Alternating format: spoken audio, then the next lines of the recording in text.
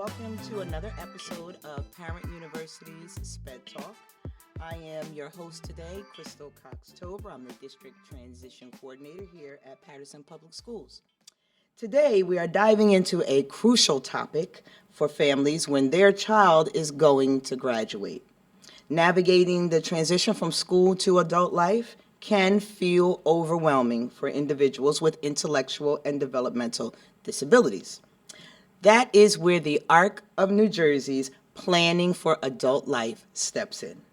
This program serves as a vital roadmap. It provides tools, resources, and hands-on guidance needed to navigate housing, employment, and state systems. In this episode, we will break down exactly how they help students and families prepare for a successful future. So let's get started. Today, I'd like to welcome Rebecca Nash, the Director for Planning for Adult Life. Thank you for being here, Rebecca. Thank you for inviting me, Crystal. And I'd also like to welcome Jennifer Harrison, the Director of the Family Institute at the ARC of New Jersey. Welcome, Thank Jennifer. you so much. So I'm glad you ladies are here today. We've got some really good questions to ask you for our parents.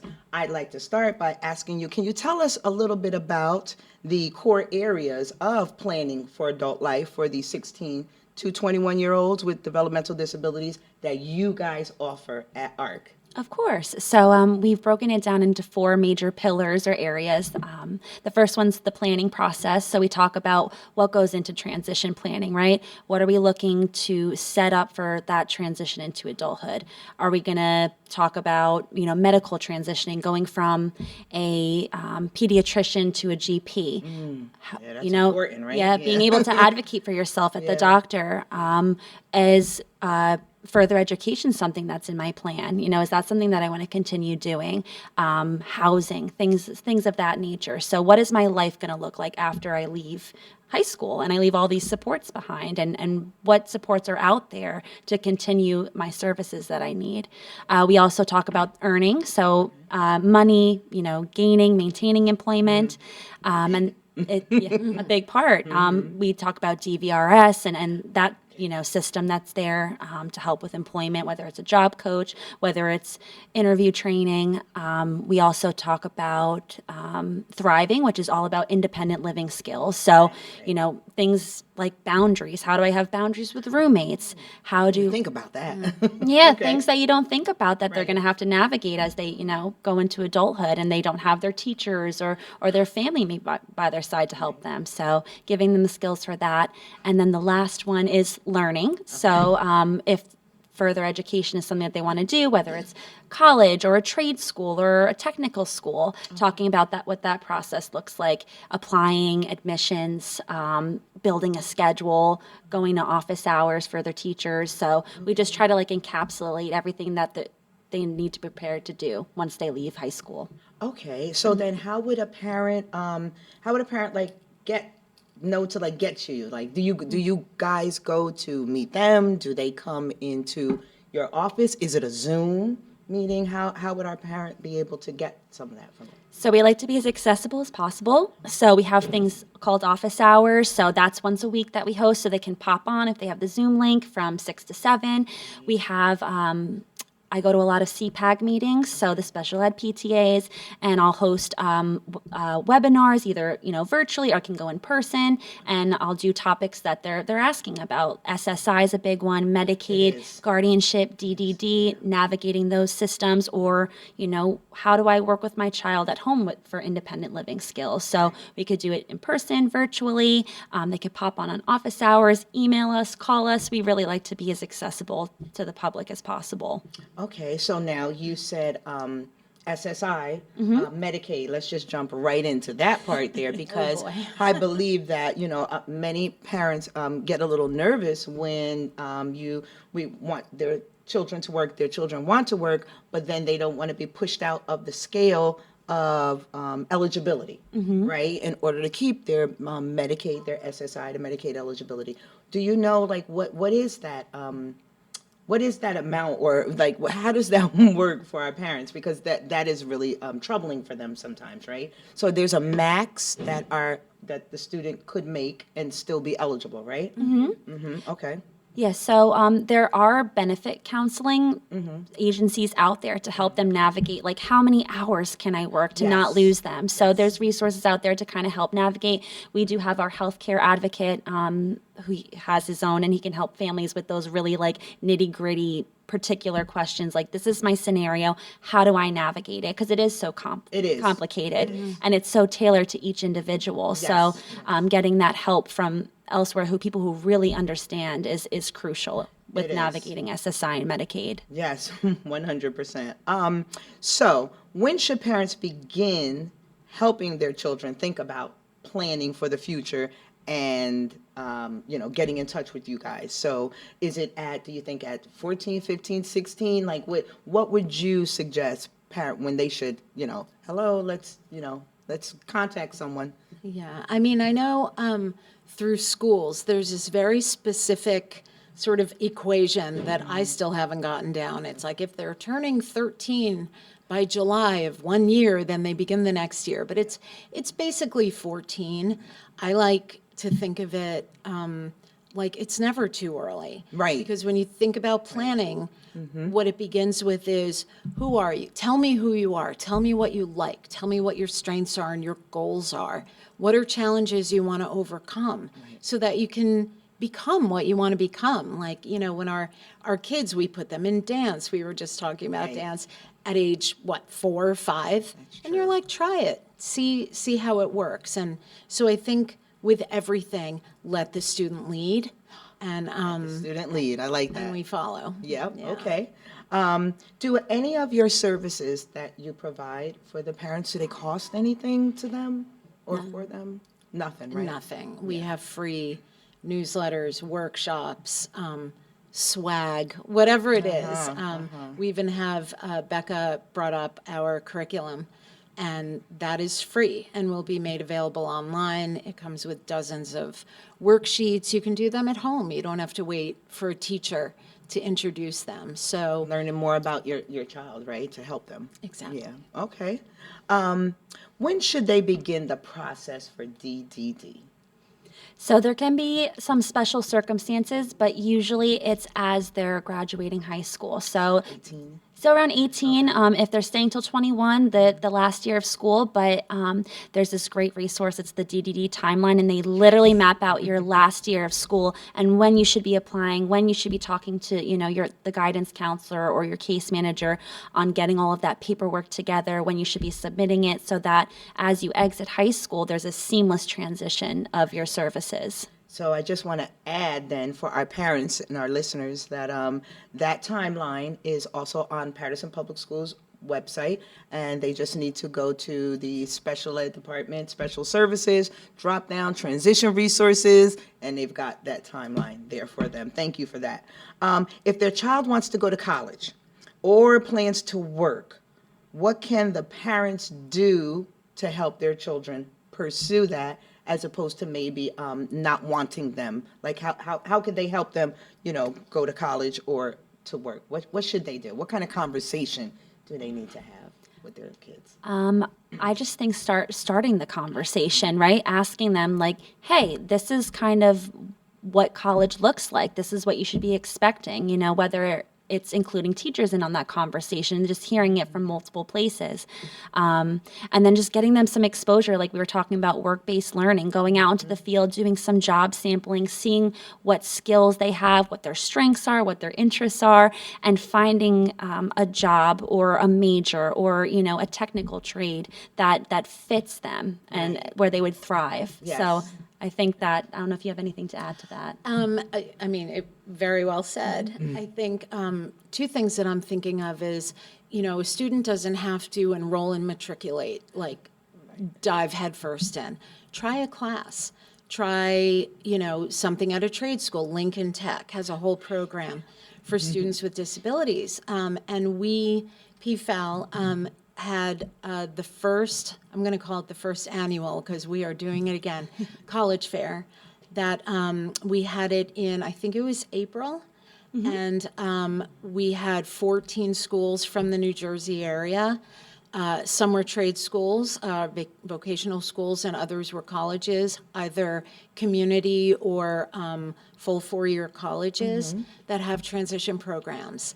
And That was in April. that was in April. No. Well, yeah, see, I mean, we talked about, like, it's so hard to get resources out there, so something like this podcast Right. is so helpful. Right. But we'll do it again. And, yeah, just so that the kids and their parents can go out, get information about FAFSA, about, Yes, that's huge. everything they need to know, paying for college, which is the worst conversation, Yeah, to yeah. have.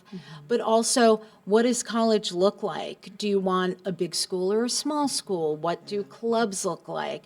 And look around. All of these other kids are also thinking about it. So you're already creating some kind of community. Right. Okay. Yeah, so So the explore. conversation, right? The main thing that I think we want to let parents know is listen to what your child wants, right? Because that's going to help them to help them, listening to them. Okay. Can you tell us about the $2,000 asset trap and qualifying for Medicaid and DDD? And then how does a special needs trust or NJ Able account help with that? So when you're applying for SSI, they take a look at everything that's in your name. It could be timeshares, it could be life insurance policy, it could be everything that's in that child's name. Once they turn 18, they're taking into account only the child. So if you have, stocks and bonds in your child's name from like a baby, it all has to be under $2,000. So whatever's in their name under $2,000. But there are options out there if you need to either spend down. There's spending down ways you could do it if it's for the kid, or there's a special needs trust which requires an attorney, but there's no limit on how much you can move over into that special needs trust. Okay. For the ABLE account, there's yearly limits and then a maximum limit. I believe the yearly limit's about $19,000 per year you can put into it. But just so that you can move assets around so that their resources are under $2,000 and they can still qualify for SSI benefits. Okay, so I just want to emphasize that last sentence, right? Because our parents need to know, right, that there is help for them. You don't have to worry. You can open up and I believe the NJ Able account can be opened online. Right? Yes. They don't even have Free to for go anywhere. easy. Right. So the special needs trust is a great idea, but for our parents who don't have the or can't afford the attorney, that NJ Able is something. And I just want our parents to know the NJ Able information is on our website under transition resources as well. Okay, thank you. So can you touch on the difference between guardianship and when it may be necessary to have supported decision making, which is a lot less restrictive? Because I think a lot of our parents sometimes get very nervous because their child is about to graduate, they're turning 18, now I have no power, there is power of attorney, there is a health proxy, there is supported decision making, but I think they automatically go to guardianship, which is very restrictive. Can you speak to that? So guardianship is a legal decision. So a parent might believe their child needs what's called plenary guardianship, which is full guardianship, but only the courts can decide that. So you will have to go to court. They will assign your child an attorney, and they will charge you for that attorney. You can represent yourself, but your child will always have legal representation. And the court will decide. If they think it's appropriate, then a guardian will be appointed, whether it's you. We talk a lot in our presentations about it does not have to be you. It doesn't have to be a sibling. And it doesn't have to be one person. So you can have, if you have two aunts and a great neighbor, just people who get your kid, who have their best interest at heart, and who are over 18. Okay. But if guardianship is not appropriate, there are those partial guardianships that you mentioned, healthcare proxies, so they can't make maybe healthcare decisions Right, on their yeah, own, or a financial conservatorship. And then there's supported decision-making, which is my favorite. Mine too. Yep, exactly. You saved the best for last. Of course. I mean, which is basically, it's sort of a covenant between you and your child, which is, we're going to make a promise that we're going to sit down with coffee and cookies and 2, 3, 4, 5, 10 of the people who love you most, and we're going to talk through decisions before you make them. Right. And I personally will tell families, even if you have plenary guardianship, implement supported decision-making and say, ultimately, it is your guardian's final decision, but we want to hear from you. We want to know what you care about and what's going to make you happy, and we're going to see if we can make it happen. Right. And if not, you're going to trust me to do what's best for you. Yeah. But there are a host of ways to go about it. In guardianship, I know everybody always, the shoulders go up. Yeah. But ultimately, it's up to the courts, and if not, you do have a lot of options, so it's not something to worry about too much. And so then, can we speak to how if the parent if the parent is the guardian and that parent should pass away, right? What happens then? So that's one argument for having multiple guardians. Right, exactly. So you're not like, I have to bubble wrap myself, Yes. nothing can ever happen. Yes. I know people have put names in their will. Okay. That person will still have to go to court and become approved, get Okay. approved for sure. Okay. But it's always good to keep that conversation going and, have an understudy. Just like if you're the lead in this play, so make sure you have backup. I do have direct experience with this. My a very good friend of mine, her son is on the autism spectrum, and she put me in her will. So she said if her older son is unable to, like she has it's you. two backups. So that way there's always somebody, if somebody passes away unexpectedly, there's always somebody else to pick up the pieces. Because that is a concern of our parents with guardianship. Okay, so tell us about some of your. I'm sorry. Before we move on from guardianship, I want our parents to know that, again, on our PPS website, we do have under special services, if you go into transition resources tab, you will find information about guardianship and also an agency that will help the parents fill out guardianship paperwork if that is what they so desire to do. So can you ladies tell us something about your upcoming events that you have for families? Because this is where we're going to get them all in and we're going to educate everybody, right? So can you tell us about that? Sure. So I know that Jen had planned the blue light mixer. Yes, those are great, right? So let's talk about that. Do you want to tell a little bit about it? Sure. So we're sort of in a pilot program right now. So we had one day in June, and there's a July date coming up. Okay. Where there was an afternoon and evening session. Afternoon is for 14 to 17, and then 18 and up is at night. Okay. And yes, you're making music and you're working on singing and instruments and production, but really it's about socialization and community. So, Blue Light Music is an amazing program. It's pretty far south. I'm going to, full disclosure. Okay. But this is something that, who knows, maybe it'll expand. Okay. And I do believe they sometimes will go remote. Okay. So keep them in mind. Okay. Yeah. And what about, do you have upcoming webinars or? Yes. So this upcoming month, we're going to have a webinar on pre-ETs. So Oh, yay, right? Okay. So another girl from the Arc of New Jersey, she's going to break it down for parents and kind of explain how to get in, what it does, what its purpose is, and how it can help their kids with pre-employment, right? Getting them ready for getting into the workforce. So I know that I know about these things because I am on your mailing list, right? So I'm seeing them all. But that's how our parents probably could know about information right away if they would sign up for your to get an email to be on the list, right? Okay. And I think that might be all that we have time for. Is there anything else that you guys want to tell our parents? I know you come to our resource fairs all the time. You're there, you have your table, trying to get information to our parents. Is there anything else that you need for them to know or would like for them to know?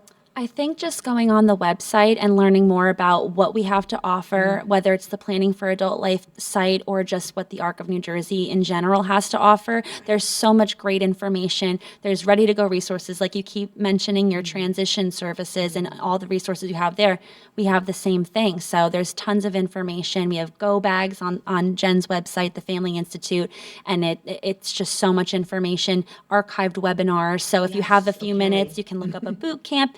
How do I, what's the difference between adult services and school services? I'll watch a 5-minute video on the website, or, longer ones breaking down SSI, Medicaid, things like that. There's just tons of stuff. And then always reaching out to us if you can't find it or you want to be pointed in the right direction. Okay, and then you also have office hours for the parents, Yes. right? Yes, that's the big one. The office hours, we have guys at the ARC of New Jersey where you can actually get on, you can speak to someone, you can actually ask your question one-on-one and get an answer from these ladies or from a professional there at the ARC of New Jersey. And you have that every Wednesday from 6 to 7. If you're on that mailing list, you'll get a reminder every Wednesday. I do. I get my reminders. Okay, well, ladies, I want to thank you very much. That brings us to the end of today's episode.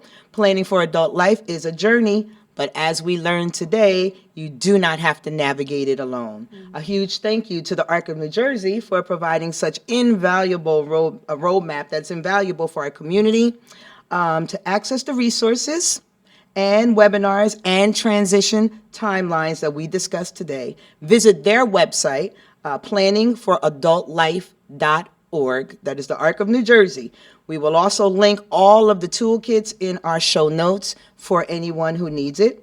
And if you found this episode helpful, please subscribe, leave us a review, share it with a family who needs it. Thank you for listening to our podcast. I am Crystal Cox-Tober, Rebecca Nash, and thank you to Jennifer Harrison. And we will see you next time.